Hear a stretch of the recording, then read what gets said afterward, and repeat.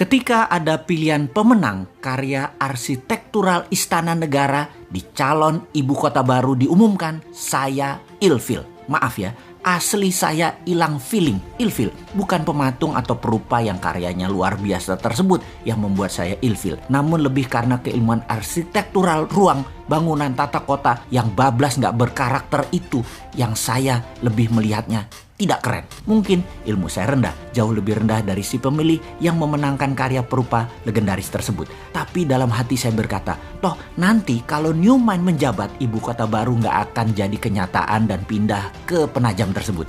Terlalu mahal, tidak efisien, pemborosan, dan tidak berdampak dalam ekonomi makro dan mikro memindahkan pusat pemerintahan ke daerah baru yang virgin tersebut. Saking perawannya, sampai-sampai nggak ada sejarah napak tilas wilayah tersebut yang pas untuk storytelling ke anak cucu akan rencana ke depan pantas ibu kota pusat pemerintahan itu berada di lokasi Penajam tersebut. Kalaupun ada, perlu jangka yang sangat panjang, bahkan banyak pengamat pertahanan yang berkomentar bahwa lokasi tersebut tidak memiliki kelayakan untuk dibuat ibu kota negara superpower, menggeser pusat pemerintahan ke arah wilayah yang defenseless atau sulit dijaga karena banyak infrastruktur pertahanan dan keamanan yang belum siap, membuat berbahaya ibu kota berada di lokasi tersebut. Jadi pastinya karya arsitektural tadi nggak akan dilanjutkan oleh New Mind kalau nanti berkuasa. Bener deh, kalau hanya membangun komplek perkantoran mungkin desain tadi masuk, namun membangun ibu kota, masa kayak membangun kota Alam Sutra, Serpong, BSD, Pantai Indah Kapuk,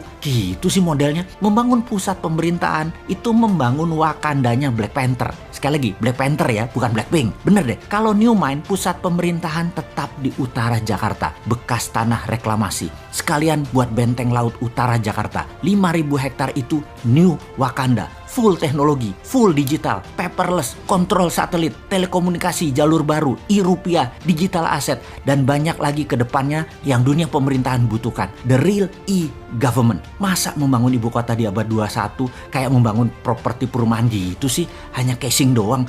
Malu-maluin aja nih bernegara kalau begini. Kembali ke lokasi Penajam. Apa yang kita lakukan oleh New Mind? Tetap dibangun dan pasti dibangun oleh New Mind, namun dijadikan seperti kota Seattle. Penajam akan jadi Seattle-nya Indonesia, yaitu pusat perekonomian high-tech. Kalau sahabat ke kota Seattle di Amerika, kota ini benar-benar by design. Pusat teknologi seperti Boeing, Starbucks, dan banyak lagi infrastruktur ekonomi mendukung kota tersebut. Strategi ibu kota ke Penajam jauh dibandingkan dengan strategi membangun kota Seattle. Nggak sedetail Seattle. Jadi nggak usah dilanjutin deh Penajam. Sementara Seattle tuh hanya kota loh, bukan pusat pemerintahan sebuah negara besar. Lalu New Mind bagaimana rencana untuk Penajam tengahnya Indonesia itu? Pertama, membangun pelabuhan laut dan bandara dengan 3 airstrip. Besarnya bandara tersebut adalah untuk 100 juta kapasitas penumpang per tahun. Kemudian swasta besar dunia dikasih fasilitas untuk membangun di sana tanpa pajak selama 25 tahun. Beri tax holiday di sana. Yakin pasti Disneyland akan membangun di sana. Universal Studio akan bangun di sana. Bangun pusat hiburan dan MICE di sana. Pusat kesehatan seperti di Penang, Malaysia dibangun di sana. Pusat kesehatan yang murah, efisien, dan dokter serta semua sarana kesehatan terbaik ada di sana. Semua warga tinggal di sana selama 10 tahun tidak bayar pajak di kota baru Penajam. Bisnis tidak bayar pajak selama 10 tahun. Apapun mulai dari yang kecil-kecil hingga pabrik mobil, pesawat terbang, pabrik kapal laut, dan lain sebagainya. Free tax.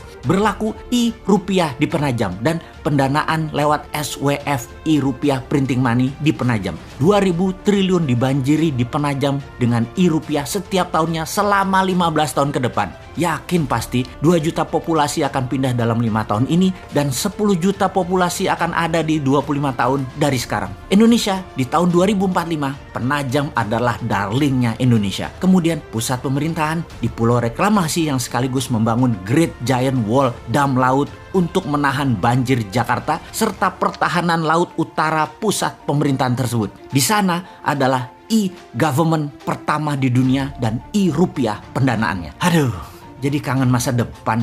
2024 kok masih jauh ya.